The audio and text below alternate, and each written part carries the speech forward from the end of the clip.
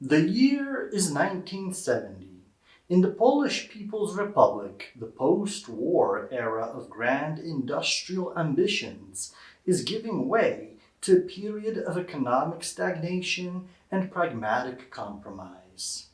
It is in this climate that the final chapter of a unique Polish story begins: the production of the Start 66S.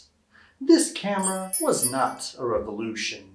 It was an epilogue, the last in a long line of medium format twin lens reflexes that began as a symbol of national rebirth. To understand the 66S, we must go back to 1950. In a country still scarred by the war, the newly established Warsaw Photo Optical Works, WZFO, unveiled Poland's first post-war camera, the Start. It was a simple twin-lens reflex, a clone of many Western designs, but it was theirs. It bore the name Start, which translates, of course, to the beginning, a powerful statement of intent. The original Start was a basic but competent tool. Its Oktar 75mm f3.5 lenses were built on the classic, if century-old, Cooke triplet design. Its shutter offered modest speeds. Film advance was tracked through a red window, a primitive but functional system. For a generation of Polish amateurs, it was a window to a new world. By the 1960s, Polish engineers aimed higher. The Start 2 was their answer to professional demands. It featured a rapid advance crank, a frame counter, and a lock to prevent double exposures.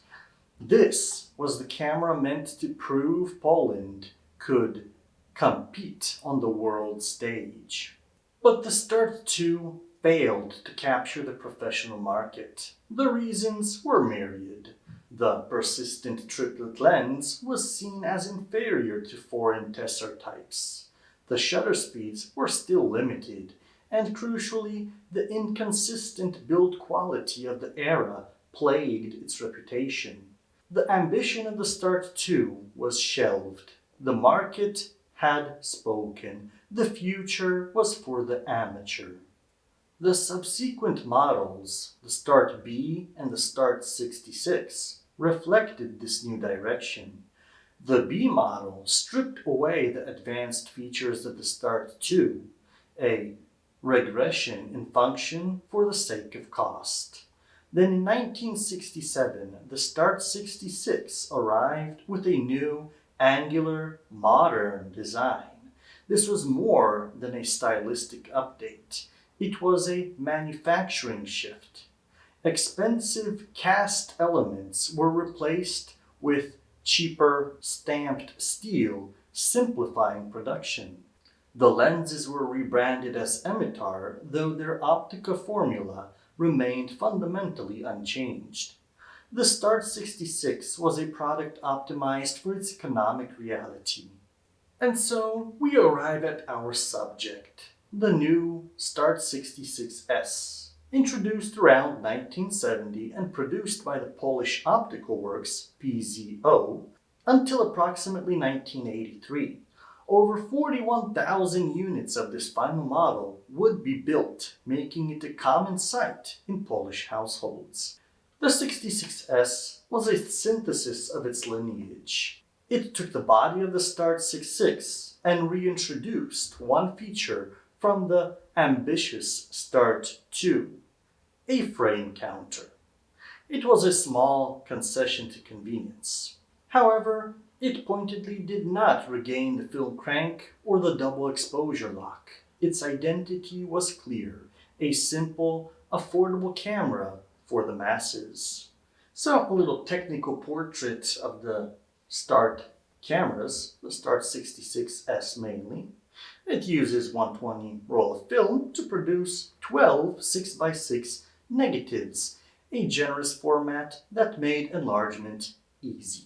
The taking and viewing lenses were both emitter 75mm f3.5 to f22. A central 3-blade shutter with speeds of bulb 1/15th, 1/30th, 1/60th, 1/125th, and 1/250th of a second. Manual film advance via a knob with a frame counter that automatically reset. Focusing was via a ground glass screen or a distance scale.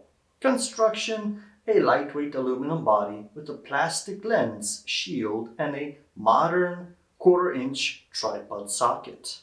For the average citizen, the Start 66S was a gateway to medium format photography.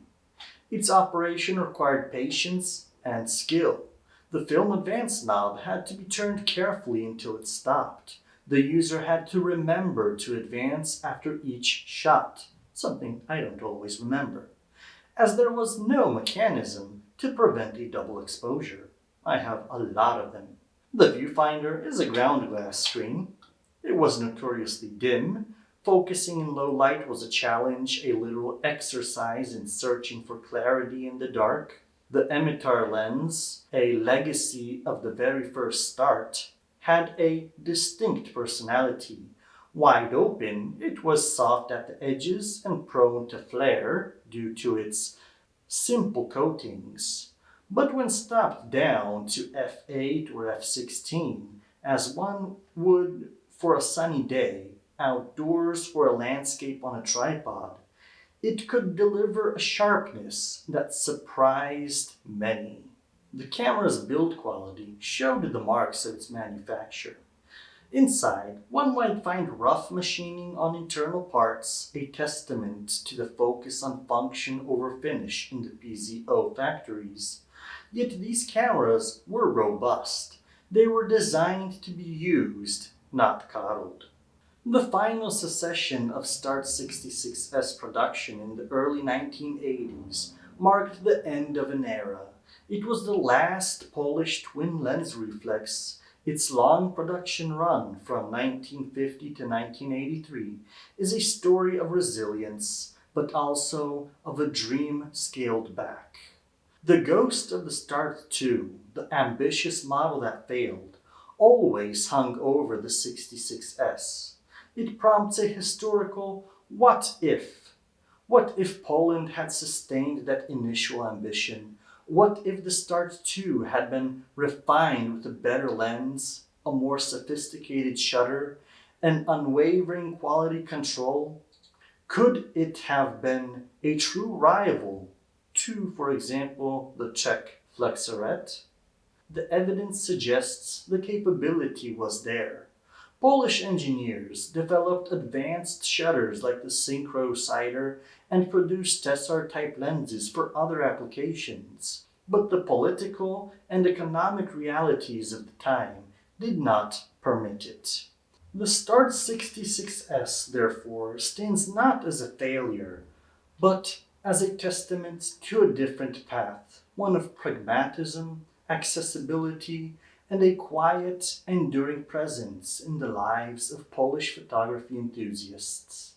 It is not remembered as a luxury item, but as a faithful, flawed companion to a generation. A camera that, despite its simplicity, allowed millions to capture their world in the rich, detailed medium of 6x6. It was the final, quiet echo of a Start that began with a bang.